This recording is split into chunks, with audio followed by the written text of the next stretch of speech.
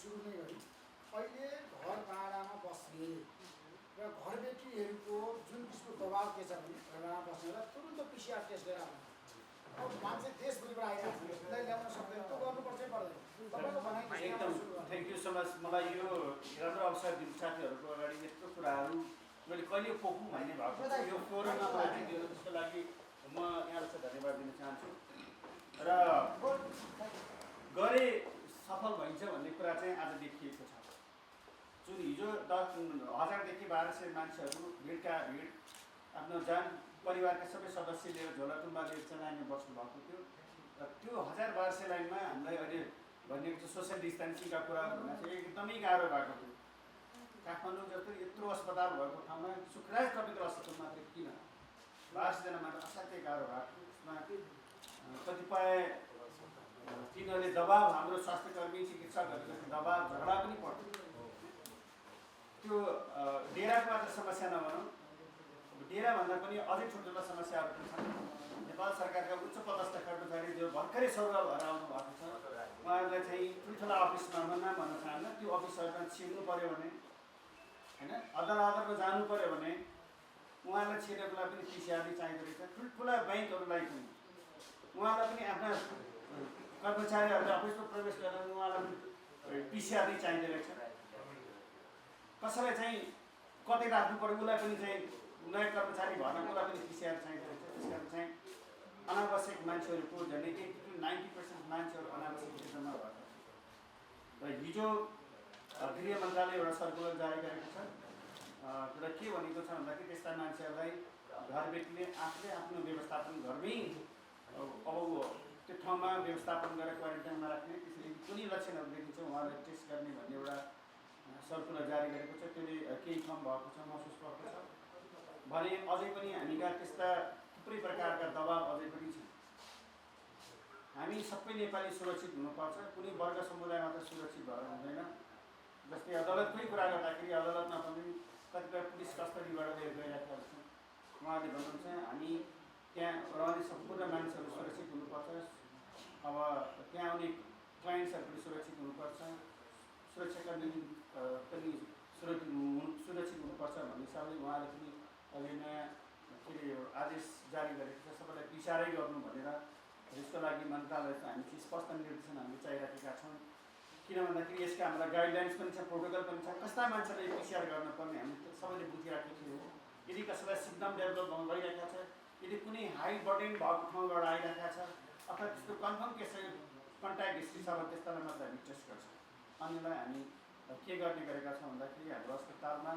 ट्रायजिङ गरेका छौँ त्यो ट्रायजिङ भनेको पनि रिस्क मिनिमाइजिङ गर्ने हो जोसँग त्यस्ता क्राइटेरिया मिट हुँदैन उहाँहरूलाई हामी चाहिँ ग्रिन ट्यागिङ गरेर चाहिँ उहाँबाट हामी काउन्सिलिङ गरेर राखिरहेका हुन्छौँ र जो क्राइटेरियामा मिट भएको छ उहाँलाई हामी रेड ट्याग दिएर चाहिँ उहाँहरूको चिकित्सकले परीक्षण गर्नुहुन्छ त्यसपछि परीक्षण गरेपछि उहाँको इन्डिभिजुअल इन्फर्मेसनहरू एउटा फर्ममा चाहिँ राखिराखेका हुन्छ जस्तै फोन नम्बरदेखि सम्पर्क कहिले आउनुभयो यी सबै कहानीहरू त्यहाँ लेख्छौँ त्यसपछि उहाँको यो पिसिआर प्रविधिद्वारा चाहिँ हामी टेस्ट गर्छौँ झन्डै 10-20% मात्र कलेक्सन हुन्छ र त्यो सुखराज ट्रपिकल अस्पतालमा आजभन्दा 2-3 महिना अगाडि हामीसँग त्यो सुविधा हामीसँग पिसिआर मेसिन भए तापनि त्यो मेसिनलाई प्रयोग गर्न सकेका छैन सुरुको दिनदेखि नै हाम्रो पनि मेसिन छ हाम्रोमा आउट एक्सट्राक्सन हुन्छ त्यो मेसिन त्यहाँ युज टु भनेर एनपिएसएललाई पनि भनेका थियो यी दुईपल्ट गर्नुभयो तर यहाँ त्यो मेसिनमा आउट एक्सट्राक्सन हुँदाखेरि त्यसको लागि कन्ज्युमेबल्स छुट्टै चाहिन्छ हामीलाई जुन कन्ज्युमेबल्स अहिले ग्लोबली चाहिँ डेफिसिट छ डाक्टरलाई पनि थाहा हो ग्लोबली डेफिसिट छ त्यो क्याजुअलिटी मेसिन हो ग्लोबली क्राइसिस छ एकदमै गाह्रो भएको छ अब 1-2 दिनलाई मात्र सायद त्यो कन्ज्युमर्सले पुग्छ किनभने त्यो मेसिन हामीले सुरुमा यो भाइरल लोडको लागि प्रयोग गरेको एचआइभी एड्सको सङ्क्रमितहरूको लागि भाइरल लोडको लागि त्यो प्रयोग गरेको अहिले उहाँहरूलाई चाहिँ त्यो ठाउँबाट चाहिँ जोखिम हुन्छ भनेर त्यसो अन्य अस्पतालबाट सिफ्ट गरेका छन् र त्यही कन्ज्युमर्स अहिले हामीले आरटिपिसिआरको लागि यो कोभिडको लागि कोभिड-19 प्रयोग गरेका छौँ अहिले हामीले यो डिपार्टमेन्ट अफ हेल्थ सर्भिसबाट खास गरेर एलएमडीबाट उहाँहरू भएको स्टक यसको लागि चाहिँ मागिराखेका छौँ अब 2-3 दिनको लागि पुग्छ त्यसमा हामी कन्ज्युमेबल्स फेरि चाहिँ त्यसको व्यवस्थापन गर्नुपर्छ र अर्को यहाँ मैले चाहिँ राख्न खोजेको कुरा अब यो कोभिड-19 भनेको यहाँहरूले चाहिँ अब यसलाई देखाएर हामीले पेनिसिलिन देखाउन पनि हुँदैन किन भन्दाखेरि यो यसरी 2 महिना 3 महिनामा यसलाई चाहिँ मत्थर हुन्छ, अझ कुल डाउन हुन्छ भन्ने अवस्था छैन। किन नयाँ भाइरस हो, लामो समय पनि जान सक्छ। यो सँगै हाम्रा जिन्दगीका हरेक गोरेटोहरू सँगसँगै हिँड्नुपर्छ। हाम्रा लाइफ साइकलहरूलाई पनि सँग लैजानुपर्छ। अहिले भन्दा चाहिँ कसैले चाहिँ त्यहाँ सिज गर्ने अथवा अस्पताल इन्फेक्सन भयो सिल गर्ने अथवा बाटो काठमाडौँभित्र छिर्न नदिने, बाटो ब्लक गर्ने यस्तो अवस्थाले हुँदैन। किन भन्दाखेरि जनतालाई यसको बारेमा महत्त्व बुझाउन सक्नुपर्ने हुन्छ। अब भनेको कोरोना भनेको के हो, कोभिड-19 हो, कसरी सर्छ भन्ने कुराहरू बुझाउनु, यसबाट सुरक्षित कसरी रहन्छ भन्ने कुरा सिकाउनु। आज जुन म 1200-1300 को कुराहरू हेरेँ, जब त्यो 1200-1300 को भिडमा युद्धमा लडे जस्तै जब उहाँले अर्को दिन रिपोर्ट पाउनुहुन्छ, ओ आइ एम सेफ, कोभिड-19 नेगेटिभ भनेर चाहिँ ढुक्क भएर बस्नुहुन्छ। उहाँले यो पिसिआर नै औषधि नै हो कि पिसिआर होस् अब free, I can do whatever I want भनेर त्यस्तो प्रकारले सोचिराखेको हुन्छ। त्यो होइन, आज नेगेटिभ भने भोलि पोजिटिभ हुनसक्छ। त्यसकारण यो रोगबाट बस्नको लागि हामीले के गर्नु पर्यो भन्दाखेरि यसको बारे यसको महत्त्व बुझ्नु पर्यो। यसको लागि सोसियल डिस्टेन्सिङका कुराहरू छन्, क्लोज कन्ट्याक्ट नहुने भनेको छ, एक व्यक्तिको अर्को व्यक्तिको डिस्टेन्स 2 मिटर भनेको त्यसलाई मेन्टेन गर्नु पर्यो। बस्दा पनि वेल भेन्टिलेटेड कोठामा बस्नु पर्यो, सूर्यको प्रकाश हुनु पर्यो। हामीले हरेक बाहिर जाँदा कन्ट्याक्ट हुँदा गरेको वस्तुको प्रयोग घरदेखि चिर्न दिन भने त्यसलाई अलगै राख्नु पर्यो। हामीले मास्क लगाउँछौँ, ग्लोभ्स लगाउँछौँ, ती चिजको राम्रोसँग सही विसर्जन गर्नु पर्यो। हामी आफूले विचार गर्नु पर्यो। सबैभन्दा महत्त्वपूर्ण भनेको अहिले यो टाइम भनेको हाम्रो सर्टेन बिहेभियरहरू छ, हाम्रो आदतहरू। त्यो आदत एकदमै खराब आदत। सबभन्दा बढी हामी के खान्छौँ त भन्दाखेरि बजारमा देख्दाखेरि के हुन्छ, कुकाको पत्ताहरू दिन्छ, अलिक कम देखिएको छ। सबभन्दा खराब भने स्पिटिङ पिच गरी थुक्ने चलन छ। अब यही टाइम हो, थुकेर के कोरोना व्यक्तिबाट अर्को व्यक्तिलाई सक्छ। यही टाइममा हामीले धुम्रपान, खैनी, के भन्छ यो गुटखाहरू सबै बन्द गर्नुपर्छ। यदि साथीहरू कोही खानुहुन्छ भने प्लिज चित्त नदुखाइदिनु होला। यो चाहिँ आजका दिनदेखि छोडौँ। यो खायो भने हामी थुक्नै पर्दैन, त्यो खाइसक्यो थुक्नुपर्छ। त्यहाँ थुकेपछि के हुन्छ, एक व्यक्तिबाट अर्को व्यक्तिमा सर्ने भइहाल्यो होइन। त्यो त उहाँको चाहिँ अब हामी स्वास्थ्यको दृष्टिकोणले हामी भन्छु। किन भन्दाखेरि योले कोभिड-19लाई मात्र होइन, यो प्रकारका थुप्रै एनसिडीहरू छ, यत्र नन कम्युनिकेबल डिजिजहरू छ। हामीले नखाऊ भनेर तपाईँहरूले भन्नु राम्रो हो, तर सरकारलाई दबाब दिनु राम्रो हो नि होइन, बन्द गरेर कम्पनी त्यसको लागि त त्यसको लागि सरकारले छिटो सुन्छ नि हाम्रो भन्दा होइन, त्यसको लागि त हामी दबाब दिन्छौँ नि।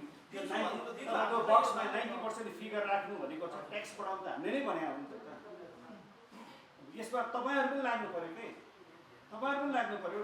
स्वास्थ्यकर्मी मात्र चाहिँ स्वास्थ्य मन्त्रालय मात्र पहुँच तपाईँको अलिक बढी छ नि त हाम्रो भन्दा। अहिले तपाईँहरू अहिलेको बेला त तपाईँहरू पावरफुल भनेको तपाईँहरू। डाक्टर साहब, अहिलेसम्म यो कोभिडको औषधि पत्ता लागेको छैन। जति पनि सङ्ख्यामा बिरामीहरू अस्पताल आइराखेका छन्, तपाईँले उपचार गर्दै भट्टाभट घर पठाइराख्नु भएको छ। वास्तवमा अस्पतालमा के औषधि खुवाउनुहुन्छ, कसरी ती मानिसहरू डिस्चार्ज भइरहेका छन्, अस्पतालले कुन विधिबाट उपचार गर्छ, यो चाहिँ स्पष्ट भएको छैन। अब यो सबै अस्पतालको मैले कुरा गर्दैन, मेरो अस्पतालको कुरा गर्दाखेरि भन्ने गरेको छ 20% मात्र लक्षण हुन्छ भनेको छ।